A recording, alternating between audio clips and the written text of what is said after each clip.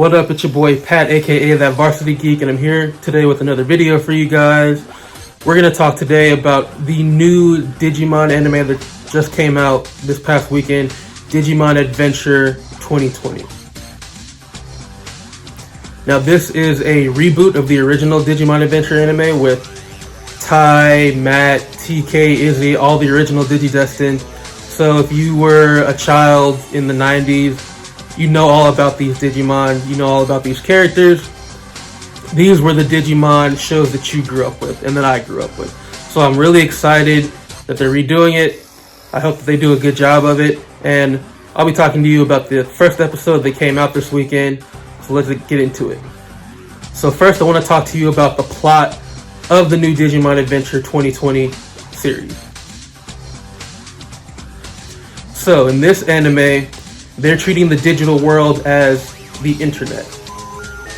And they just keep calling it the net. So Digimon exist on the net. Think of the way that the first Digimon movie was handled with Diaboromon, where they were on the internet fighting. Diaboromon was going around through the internet causing problems with all kinds of systems, with the missile systems and, you know, all the electronics, and them going out of whack because Diaboromon was messing with the data.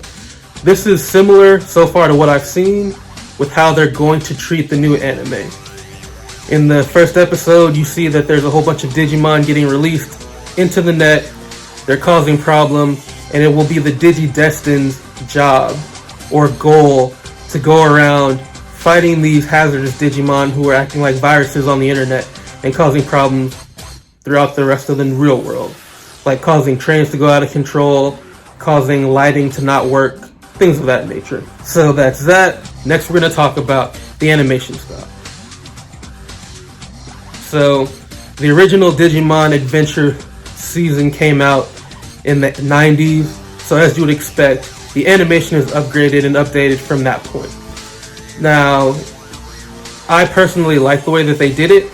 They made it so that it's still updated, it looks good, it looks like a classic anime that you'll be watching now. But what I appreciate about it is that they didn't kid it down. Like, I feel like a lot of the shows that we grew up with, like Yu-Gi-Oh!, like Pokemon, Beyblade, all those kind of like Saturday morning anime kind of shows that kind of introduce you to this kind of world, I feel like as time has progressed, those have gotten kidded down.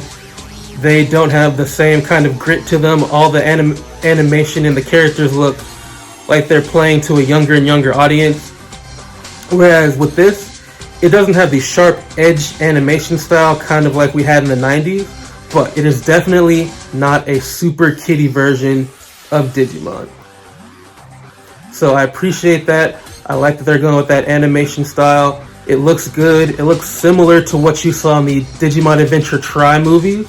So if we can continue to get consistent animation like that, and animation quality, I think we'll be doing well with this, and I think it'll be a really good watch.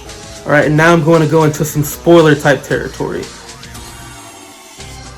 So if you don't want anything about this new season spoiled, stop right now, watch the episode, and then come back after you've finished watching it. But now we're going to talk about differences from the old one to this one that we're dealing with right now.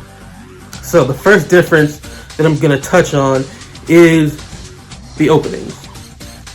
In the original Digimon Adventure season, and usually in all of the Digimon series, there's a standard base opening that may change progressively throughout the different seasons of the show or different chapters of the show, but it's a generic opening that you see every single time going into it. Now with this one, they actually had a unique opening and ending credit scene. The opening was focused on really on Tai and Agumon and their journey, the evolutions with that, ending with Omnimon in the background, and really didn't touch on a lot of the other Digidestined. They still had that, you know, classic intro where Tai was swirling around, falling back into the digital world, but it was only him, and that's where we kind of left that at. On the other hand, the closing scene focused solely on really Matt. And you don't see Matt much in the actual episode. You see him at the very end. It looks like he'll be featured some in the next episode that's coming out. But that one, it did sort of the same thing that it did with Tai, in that it really just did a lot of deep dive stuff on his life and what's going on with him. And I actually kind of liked it. It was interesting. It kind of gave more character to each one of them. Now, I don't know if this is going to be something that will continue, or if this is just something that they're doing while they're introducing each one of the individual Digidestined. And then after that, they'll have some kind of, stock opening and closing scenes that they're going to use. So I'll keep you posted on that, but though different, I do like the way that it played out. Next, we're going to talk about the Digivolutions,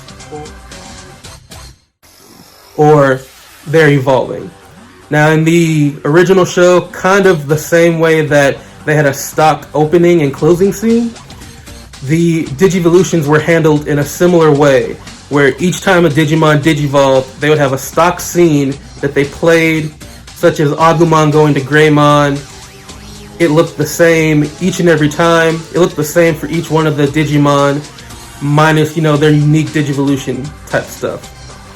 In this one, the Digivolution actually happened live during the fight. Agumon was still moving around and evolving or digivolving while he was fighting. And at first I wasn't sure about that. Thinking about it as a child, that kind of was like the hype moment in the show. You're like, oh snap, they're digivolving, things are about to get real. And I didn't know how I would feel about them taking it out, but I actually liked it. It played a lot into the way the series is now, and most importantly, it kept the action flowing. Whereas looking at it now, I can see that those scenes really took away from some of the action that was going on in the show and really cut the show up a little weirdly. This actually kept all the action going because he was continuing to fight while he was digivolving. And then once he got to his final form, it wasn't a weird scene. He just jumped from Agumon to Greymon while fighting. There were some different effects that they used to show that he was digivolving, but like I said, it was all in the process of the fight, and I actually thought that it worked really well. And then if they continue to do that, it will help the action to stay fresh, stay flowing, not break up the pace of the show at all. And then the last one we're going to talk about as far as differences is just how the Digidestined are handled. In the original show, the Digidestined were at summer camp together. While they're at summer camp, a couple of them might have known each other slightly, but not very much.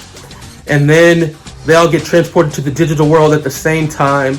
They meet all their partner Digimon at the same time, and they go on their adventure.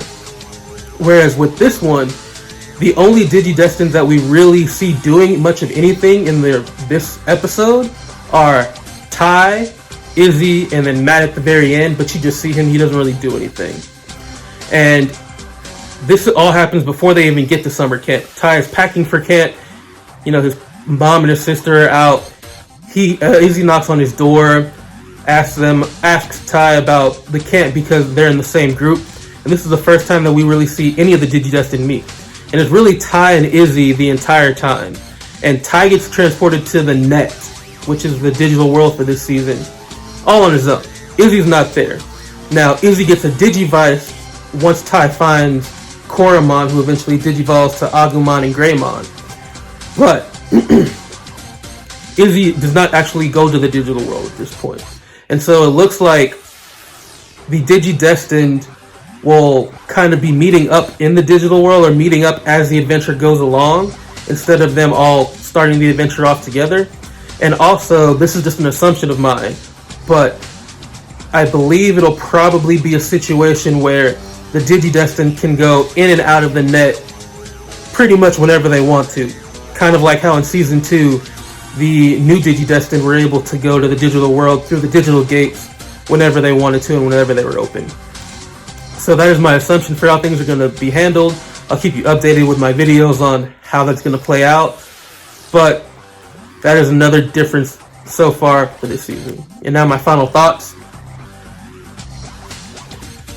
The first episode, I enjoyed it. I was skeptical coming into it at first. Digimon is one of my favorite series. I've always liked it above Pokemon and some of the other things. It really was one of my first intro anime, and so I wanted them to really do it justice. They did really good job with Digimon Adventure Try, and I'm sure that Digimon Adventure Last Evolution Kizuna will be good too. And so I was really hoping that they would do a good job with this one. And so far it looks like they've done a good job. I'm excited to see how they do it. It's not too kitted down like I was worried about it. It looks like a fresh, new, interesting take on the Digimon Adventure first season. But at the same time, it still has those hints of nostalgia that will remind you of your childhood if you were watching Digimon at that time. So I would definitely recommend that you continue to watch it. I will be doing so, and I'll make videos talking to you guys about what my thoughts are on each of the episodes of the series as it progresses. So I thank you for, spending some of your time with me today. Hope you have a blessed day. I've been Pat, that varsity geek, and peace out.